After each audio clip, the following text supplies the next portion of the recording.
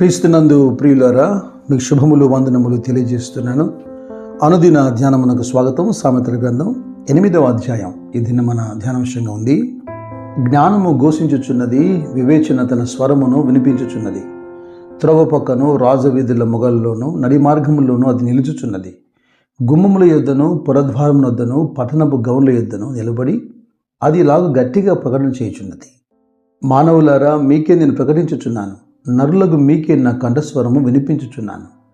జ్ఞానం లేని వారులారా, జ్ఞానము ఎట్టిదైనది తెలుసుకొనడి. బుద్ధిహీనులారా, బుద్ధి ఎట్టిదైనది యోచించి చూడండి.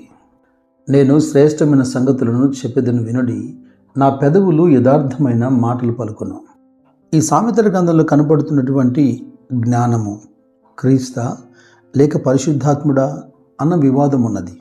ఈ అధ్యాయము జాగ్రత్తగా ధ్యానిస్తున్నప్పుడు ఒక వ్యక్తి మాట్లాడినట్టుగా జ్ఞానం మనతో మాట్లాడుతోంది.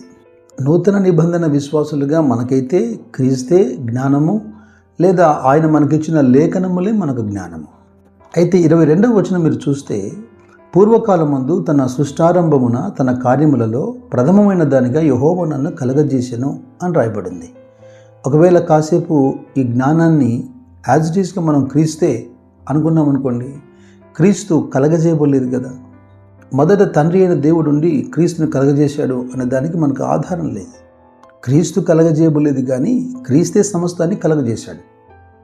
అపోస్తలుడైన పౌలు కొలస్సీలకు రాసినటువంటి పత్రికలో 1వ అధ్యాయంలో 15వ వచనం నుంచి చూడండి. ఆయన అదృశ్య దేవుని స్వరూపమై సర్వసృష్టికి ఆది సంభూతుడై ఉన్నాడు. ఏలయనగా ఆకాశమందున్నవి భూమి అందున్నవి, దృశ్యమైనవి కానీ అదృశ్యమైనవి కానీ, అవి సింహాసనములైనను ప్రభుత్వములైనను ప్రధానులైనను అధికారులైనను, సర్వమును ఆయన యందు సృజింపబడెను. సర్వమును ఆయన ద్వారాను ఆయనను బట్టి సృజింపబడెను.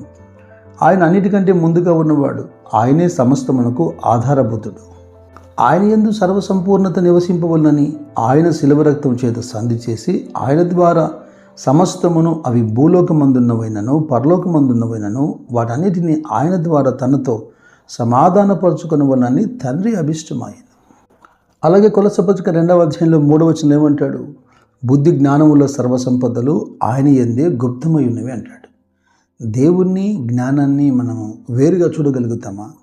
అయితే 8వ అధ్యాయము ప్రారంభ వచనాల్లో జ్ఞానం యొక్క విలువ మొదటగా మనం గ్రహించగలుగుతాం. 10-11 వచనాలు మీరు గమనించండి. వెండికి ఆశపడక నా ఉపదేశం అంగీకరించుడి, మేలిమి బంగారం ఆశింపగా తెలివినొందిడి. జ్ఞానము ముత్యముల కన్నా శ్రేష్టమైనది, విలువగల సొత్తేమియు దానితో సాటిరావు. అయితే 18-19 వచనాల్లో తిరిగి ఐశ్వర్యం గురించి మాట్లాడుతున్నాడు. ఐశ్వర్య ఘనతలు స్థిరమైన కలిమి నీతియు నా యొద్దన్నవి, మేలిమి బంగారం కంటేను అపరంజి కంటేను నా వలన కలుగు ఫలం మంచిది, ప్రశస్తమైన వెండి కంటే నా వలన కలుగు వచ్చుబడి దొడ్డది అంటాడు. 10-11 వచనాల్లో వెండి బంగారము లేదా వెలగల సొత్తు, జ్ఞానము లేకున్నా ఒక వ్యక్తి దగ్గర ఇవన్నీ ఉన్నను అది స్థిరమైంది కాదని మనం గ్రహించాలి. ఎందుకనగా 18-19 వచనాలు చెబుతున్నటువంటి ఈ ఐశ్వర్యము స్థిరమైన కలిమి నా యొద్ద ఉంది అంటాడు. జ్ఞానము ద్వారా సంపాదిస్తున్నటువంటి స్థిరమైనటువంటి కలిమి. ఇక 2వ ప్రాముఖ్యమైనటువంటి అంశము ఈ అధ్యాయంలో 14-15 వచనాలు. ఆలోచన చెప్పుటయు లెస్సైన జ్ఞానమిచ్చుటయు నా వశము, జ్ఞానాధారము నేనే, పరాక్రమము నాదే. నా వలన రాజులు ఏలుదురు, అధికారులు న్యాయమును బట్టి పాలన చేయుదురు. నా వలన అధిపతులను లోకములోని గనులైన న్యాయాధిపతులు అందరూ ప్రభుత్వం చేయుదురు.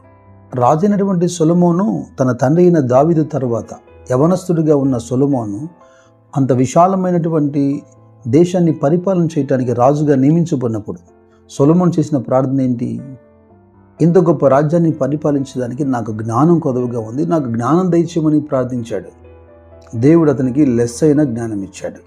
ఇదిగో అతడు 3000 సామెతలు చెప్పగలిగాడు. ప్రపంచాన్ని ఆలోచింపజేసే అద్భుతకరమైన మాటలు అందులో గ్రంథస్థం చేయబడ్డాయి.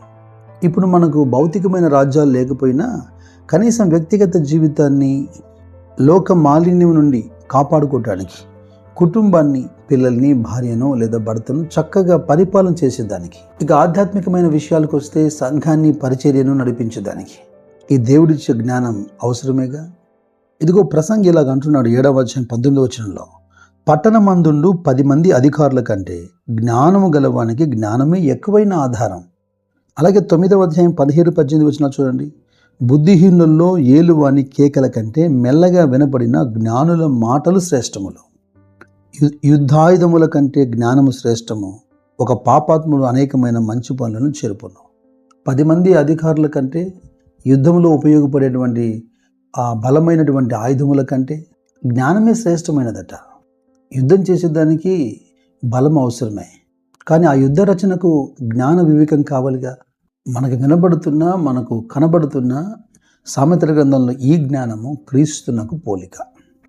పౌలు ఎఫెసీ సంఘంతో మాట్లాడుతున్నప్పుడు 3వ అధ్యాయంలో దేవుడు మన ప్రభువైన క్రీస్తు యేసునందు చేసిన నిత్య సంకల్పం చొప్పున పరలోకములో ప్రధానులకును అధికారులకును సంఘము ద్వారా తన యొక్క నానా విధమైన జ్ఞానము ఇప్పుడు తెలియబడవలని ఉద్దేశించి శోధింపశక్యము కానీ క్రీస్తు ఐశ్వర్యమును అన్ని జనుల్లో ప్రకటించుటకును సంఘమును సృజించినటువంటి దేవుని యందు పూర్వకాలము నుండి మరుగై ఉన్న ఆ మర్మమును గురించిన ఏర్పాటు ఎట్టిదో అందరికీ తేటపరచుటకును పరిశుద్ధులందరిలో అత్తలిపుడైన నాకు ఈ కృప అనుగ్రహింపబడింది అని రాస్తున్నాడు. మనం ధ్యానిస్తున్నటువంటి సామెతల గ్రంథం 5వ అధ్యాయంలో చివరి వచనాల్లో నన్ను కనుగొనువాడు జీవమును కనుగొనును అనియు, యెహోవా కటాక్షం వాని కలుగునని, నన్ను కనుగొనని వాడు తనకే తాను హాని చేసుకొనును, నా యందు అసహ్యపడు వారందరూ మరణమును స్నేహించుదురు అని.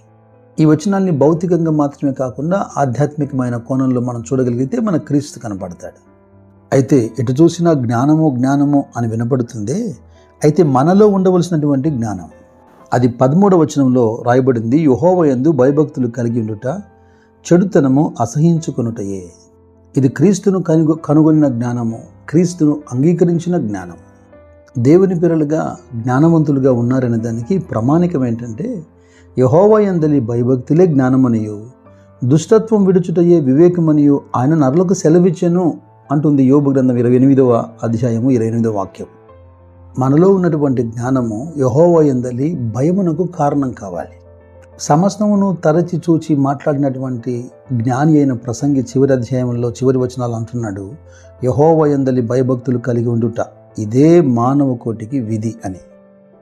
కనుక ఉపదేశమును నిరాకరింపక దాన్ని అవలంబించి జ్ఞానులై ఉందురుగాక. దైవ కృప మీ ఆత్మలను కాయునుగాక. God bless you.